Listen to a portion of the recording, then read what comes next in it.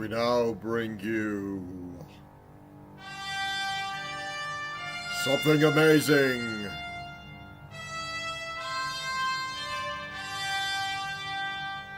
Science!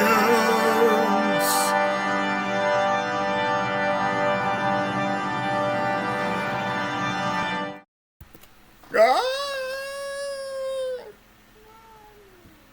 Oh, my sweetheart kitty is she's so upset, and I don't know why she's upset. But I want to make a science time anyway. But she's here. Meow. Oh, I love you, sweetheart. Meow meow meow. My little meow meow meow.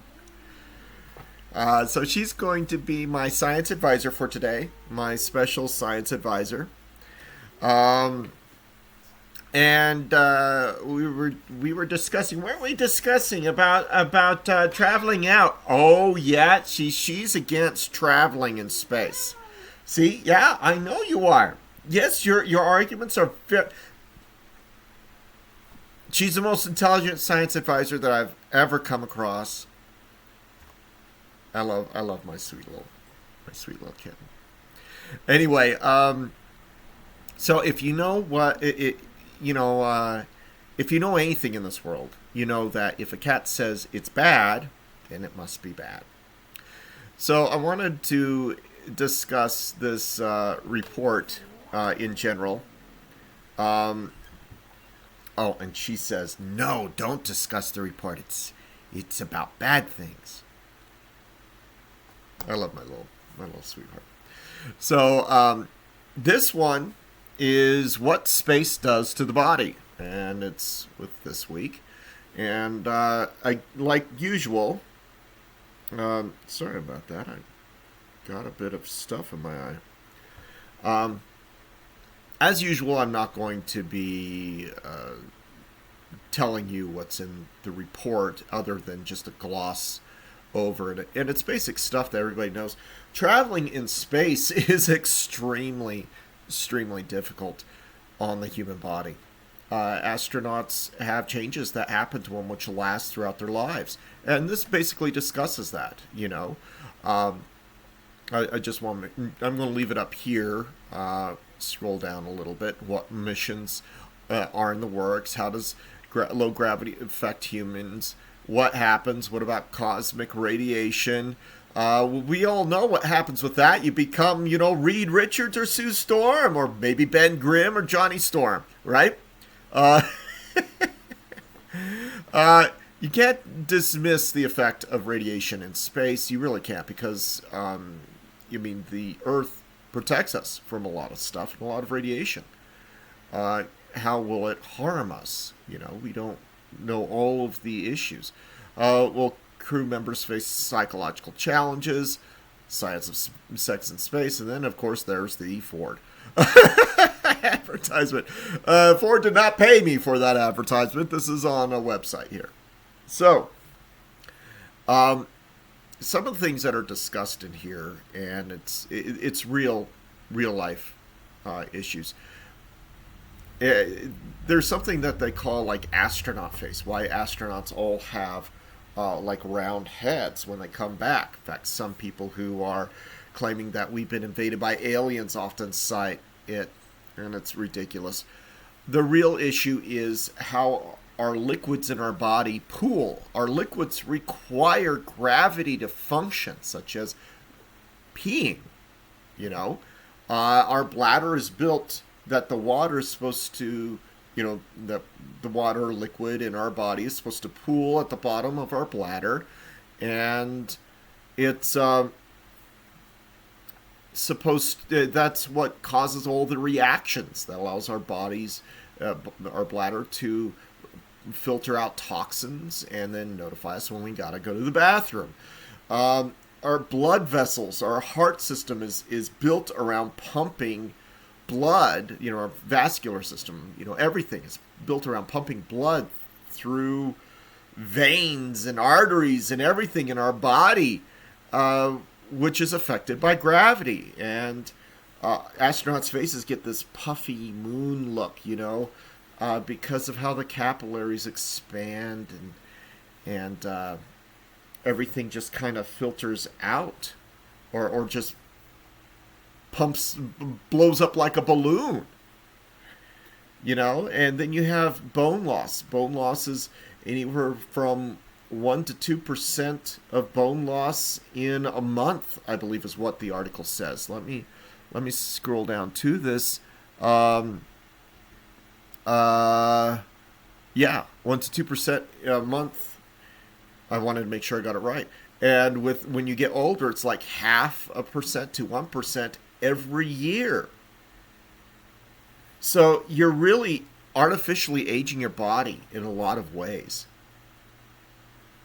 The one thing I take umbrage of in this report is the persistent idea that if you're in space and if you have something spinning around, then you're creating gravity.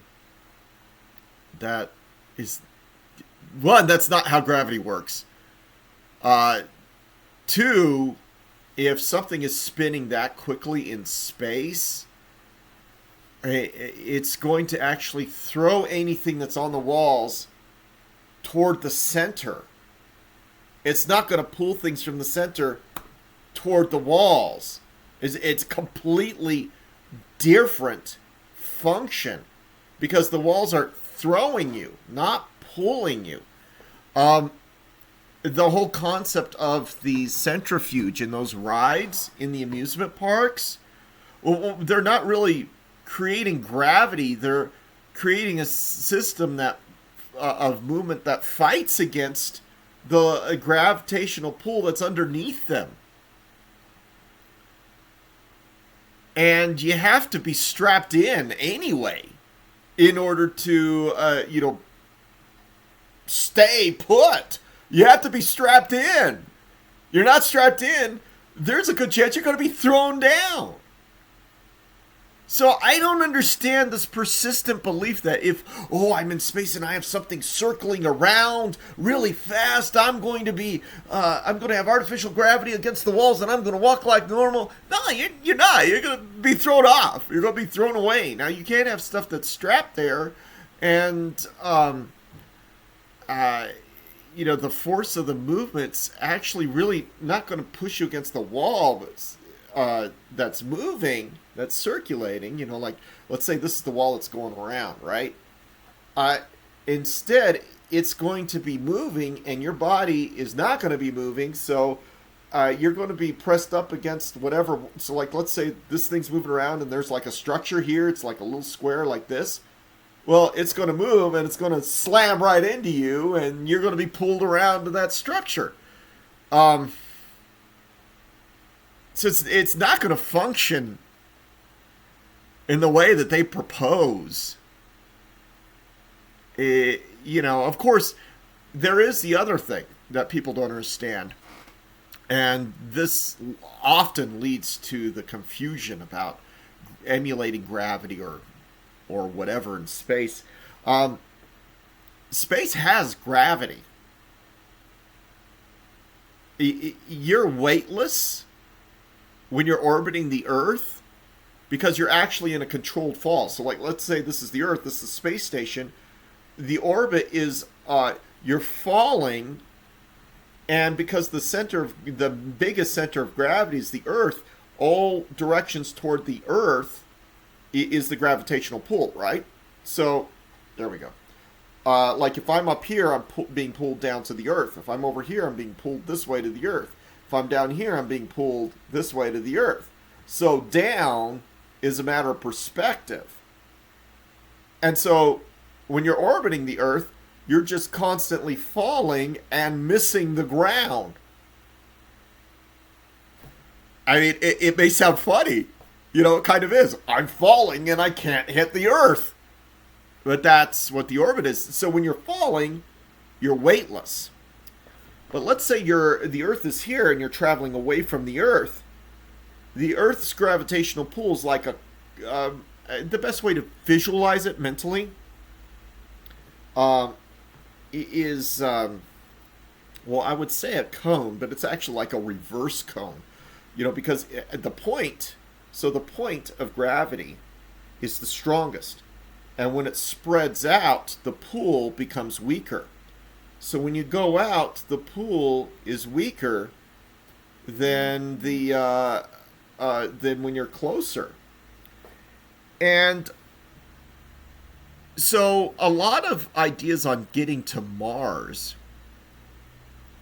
revolve around gravity, like using the gravity of the Earth to throw you, in addition to the boosters, onto Mars. So it may not be as weightless as a lot of people think it will be.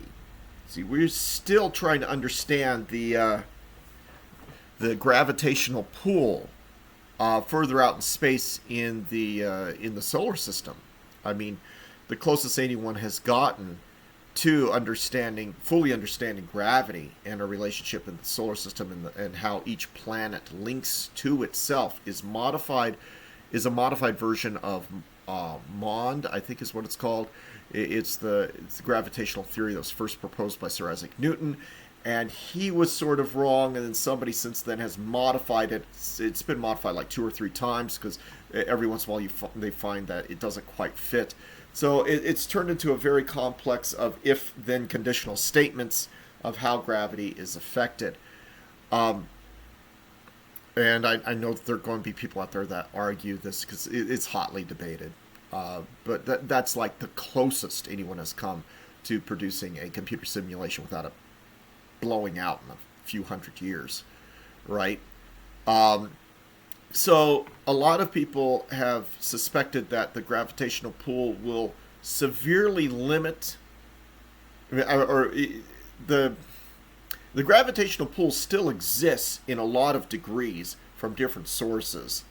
So you may only be weightless for a few months out of an 18-month journey or 36-month journey, depending on the method of travel.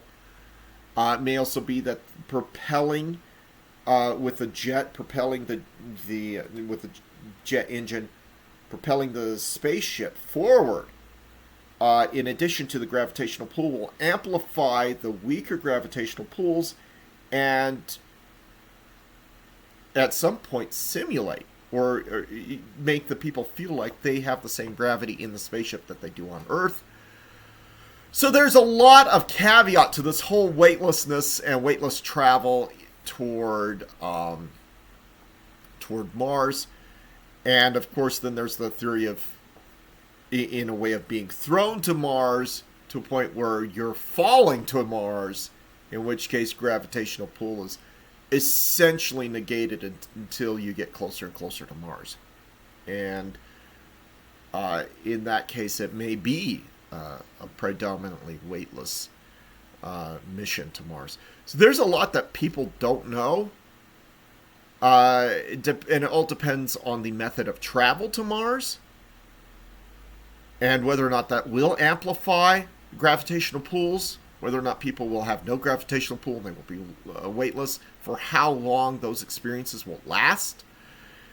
And even then, going around in circles really, really fast is not going to create gravity. It's the only thing, a problem I have with this report. But even then, it's a very minor portion of this report. This report is absolutely fantastic, though. Just to give you an overview of the current state of traveling to Mars and what space does to the body. So if you don't know what space does to the body, go look up this report. I'm going to make sure that I link it. And as always, if you have something to add, something to correct, go ahead, correct, add away. I'm just trying to be as broad as I can because I believe that people should be interested in this and should be fascinated with it. And, the age of discovery is never truly over. It just shifts focus because humanity will never stop discovering things. And that's what life is essentially about. Constant discovery and rediscovery. So, there's a lot there, and there's a lot to look at. There's a lot to unpack. There's a lot to be fascinated with. There's a lot to explore. I just enjoyed this, and I thought I'd share it. So, have a wonderful day. Take care. Love you all.